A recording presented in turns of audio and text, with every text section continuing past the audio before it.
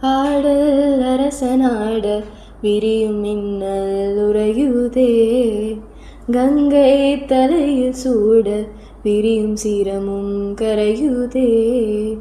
தோன்றும் யாவுமே அழியும் என்றனை எந்த நாடவம் அழுத்த சிவசக்தி என்றும் அழிந்திட எனது சிவபக்தி.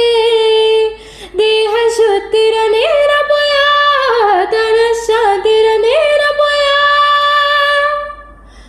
கோவில் எனவே ஆனே சிவனே என்னுள் வரவே கேட்டேன் சிவனே.